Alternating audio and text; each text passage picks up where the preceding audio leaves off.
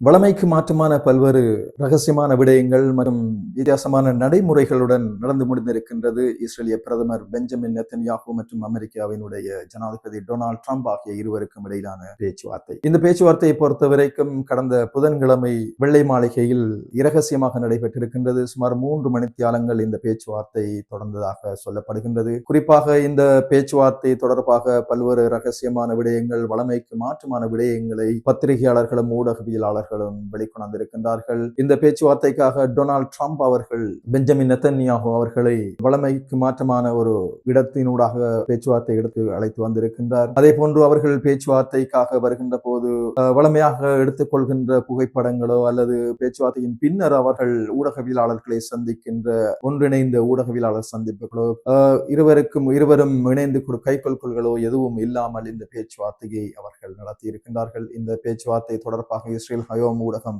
இது ஒரு முக்கியத்துவம் குறைந்த ஒரு பேச்சுவார்த்தையாக அமைந்ததாக சுட்டிக்காட்டி இருக்கின்றது. அதே நேரம் இஸ்ரேலினுடைய தூதரக விவகார செய்தியாளர் ஏரியல் கஹான் அவர்கள் இந்த விசித்திரமான ஒரு சந்திப்பாக அமைந்ததாக அவர் சுட்டிக்காட்டி இருக்கின்றார். எனவே ஒரு முக்கியத்துவம் குறைந்த ஒரு சந்திப்பாக ஊடகங்களுக்கு இந்த சந்திப்பு காட்டப்பட்டிருக்கிறது. இதன் பின்னால் பல்வேறு விடயங்களை அவர்கள் மறைப்பதற்கு அல்லது முக்கியத்துவத்திலிருந்து அந்த விடயங்களை அவர்கள் மறைப்பதற்கு முயற்சி செய்திருக்கிறார்கள் என்ற ஒரு விடயத்தையும் பலரும் சுட்டிக்காட்டுகின்றார்கள்.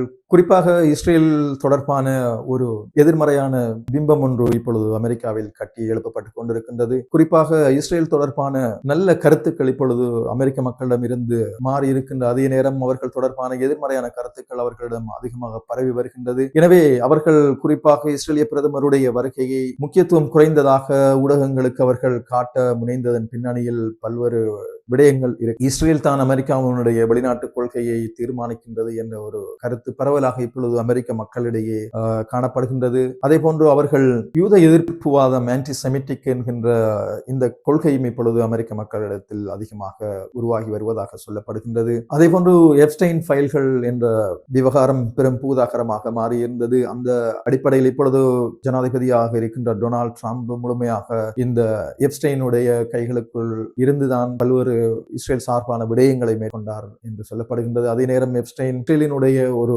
மொசாட் உளவாளியாக அவர் பயிற்றுவிக்கப்பட்டவர் என்ற கருத்துக்கள் மக்களுக்கு மத்தியில் பரவலாக நம்பப்படுகின்ற இந்த சந்தர்ப்பத்திலே இஸ்ரேல் பிரதமருடைய வருகையை ஒரு முக்கியத்துவம் மிக ஒரு கோலாகலமான நிகழ்வாக அது கொண்டாடப்படுகின்ற போது டொனால்ட் ட்ரம்புக்கு எதிரான கருத்துக்களை அமெரிக்க மக்களிடத்தில் அது விதைக்கும் என்ற அடிப்படையில் இந்த இஸ்ரேலிய பிரதமருடைய வருகை முக்கியத்துவம் குறைந்த ஒரு விடயமாக பார்க்கப்பட்டிருக்கின்றது. அதே நேரம் 2025 ஆண்டு டொனால்ட் ட்ரம்ப் அவர்கள் பதவியேற்றதில் இருந்து நெத்தன்யாகு அவர்கள் சுமார் 7 முறை அவரை சந்தித்திருக்கின்றார். குறிப்பாக உலக தலைவர்களில் அதிகமாக டொனால்ட் ட்ரம்பை சந்தித்தவர் நெத்தன்யாகுவா தான் இருக்க முடியும் என்று சொல்லப்படுகின்றது. அதே போன்று அமெரிக்காவிற்கு நெத்தன்யாகு இதுடன் 6வது முறையாக அவர் வருகை தருகின்றார். எனவே மொத்தமாக அமெரிக்காவை தன்னுடைய எந்த ஒரு விடயத்தும் படைத்து போடுவதில் தான் இப்பொழுது பெஞ்சமின் நெத்தன்யாகு அவர்கள் தனது கரிசனையை செலுத்திக் கொண்டிருக்கின்றார் என்பதை நாங்கள் இதிலிருந்து புரிந்து கொள்ளலாம். அதே போன்று இந்த பிரயாணத்திற்காக நெத்தன்யாகு அவர்கள் இஸ்ரேலில் இருந்து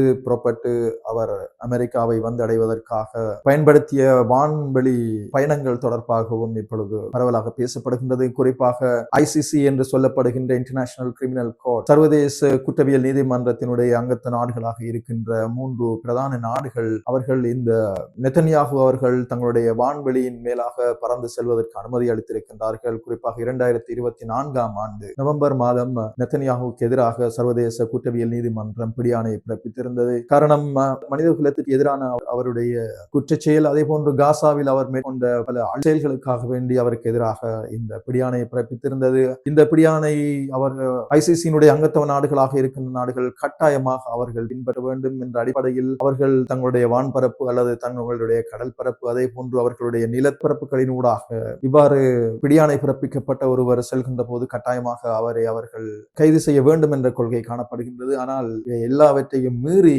இந்த முறை ஆஸ்திரேலிய பிரதமர் இந்த 3 நாடுகளுடைய வான்பரப்பையும் பயன்படுத்தி இருக்கின்றார். குறிப்பாக கிரேக்கம், இத்தாலி, பிரான்ஸ் ஆகிய 3 நாடுகளுடைய வான்பரப்பையும் இவர் பயன்படுத்தி இருக்கின்றார். கடந்த முறை ஐக்கிய நாடு பொதுச்சபை கூட்டத்திற்கு கலந்து கொள்வதற்காக இஸ்ரேலிய பிரதமர் வருகின்ற போது அவர் பிரான்சினுடைய வான்வெளியை தவிர்த்திருந்தார். ஆனால் இம்முறை அந்த வான்வெளியை பயன்படுத்தி இருக்கின்றார். ஆனால் இந்த 3 நாடுகளும் எந்த நாடுகளும் அவரை கைது செய்வதற்கு முயற்சிக்கவில்லை என்பது உண்மையில் ஐக்கிய நாடு சபைக்கும் அதே போன்று சர்வதேச குற்றவியல் நீதிமன்றத்துக்குமான அவமானம் மாத்திரமல்ல, மனிதாபிமானத்தை விரும்புகின்ற பலருடைய ஒரு ஏமாற்றுகரமான செயலாக கூட நாங்கள் கருதலாம். அதே நேரம் இந்த பேச்சுவார்த்தையில் முக்கியமாக அவர் அமெரிக்க ஜனாதிபதியோடு கலந்துரையாடுவதற்காக ஈரானுடைய பேச்சுவார்த்தை தொடர்பான விடயங்களை அவர் கருத்தில் எடுத்திருக்கின்றார். ஏனென்றால் ஈரானுடைய இருப்பு இஸ்ரேலுக்கு எப்பொழுதும் ஆபத்தானது. குறிப்பாக மத்திய கிழக்கை பொறுத்தவரைக்கும் இப்பொழுது இருக்கின்ற நாடுகளில் தாக்கக்கூடிய அல்லது ஈரங்கமாக சவால் விடுக்கக்கூடிய ஒரே ஒரு நாடு ஈரான் என்ற அடிப்படையில் அவர்களுடைய இருப்பு அல்லது அவர்களுடன் அமெரிக்கா உடன்படிக்கை ஒன்றை செய்து கொள்வது என்பது இஸ்ரேலுக்கு எப்பொழுதும் மிகவும் ஆபத்தானது. எனவே இந்த உடன்படிக்கையை எவ்வாறாவது நிறுத்திவிட வேண்டும், பேச்சுவார்த்தையில் இருந்து இரு அணியினரையும் அவர்கள் பிரித்து எடுத்து இராணுவ நடவடிக்கை ஒன்றை மேற்கொள்ள வேண்டும் என்பதுதான் இந்த பிரதான நோக்கமாக இருக்கின்றது. காரணம் 2015 ஆண்டு இவ்வாறான ஒரு உடன்படிக்கையின் ஊடாக தீர்வுகள் ஒன்றை நோக்கி அவர்கள் நகர்ந்திருந்த வேளையில் அதிகமாக பொருளாதார ரீதியாக ஈரான் லாபமடைந்ததாகவும் தங்களுடைய ஏனைய பிரதேசங்களிலே அவர்கள் அனுசரணை வழங்குகின்ற ஒட்டுக்குழுக்கள் அதே போன்ற ஆயுத குழுக்கள் இதனூடாக மிகவும் தேவையான வலுவையும் அதே போன்ற ஆயுத உற்பத்திகளையும் அவர்கள் செய்து கொண்டதாகவும் இஸ்ரேல் சொல்கின்றது. எனவே ஒரு உடன்படிக்கையின் ஊடாக இந்த தீர்வு வருவதனை அவர்கள் விரும்ப மாட்டார்கள். எனவே அவர்கள் கட்டாயம் இஸ்ரேல் அமெரிக்கா தாக்குதல் ஒன்றை மேற்கொள்ள வேண்டும் என்பதை தான் அவர்கள் தங்களுடைய அவர் தெரிவிலே முதலாவதாக வைத்திருக்கிறார்கள் என்பதை நாங்கள் மறந்துவிட. ஆனால் இந்த பேச்சுவார்த்தை முடிந்தது அமெரிக்க ஜனாதிபதி சொல்லியிருக்கின்றார், நாங்கள் தொடர்ந்தும் ஈரானுடன் பேசுவதற்கு தயாராகவே இருக்கின்றோம் என்று சொல்லியிருக்கின்றார். குறிப்பாக இந்த பேச்சுவார்த்தை நடைபெற்றாலும் இஸ்ரேல் சில விடயங்கள் அமெரிக்கா ஊடாக செய்வதற்கு முயற்சிக்கின்றார்கள். குறிப்பாக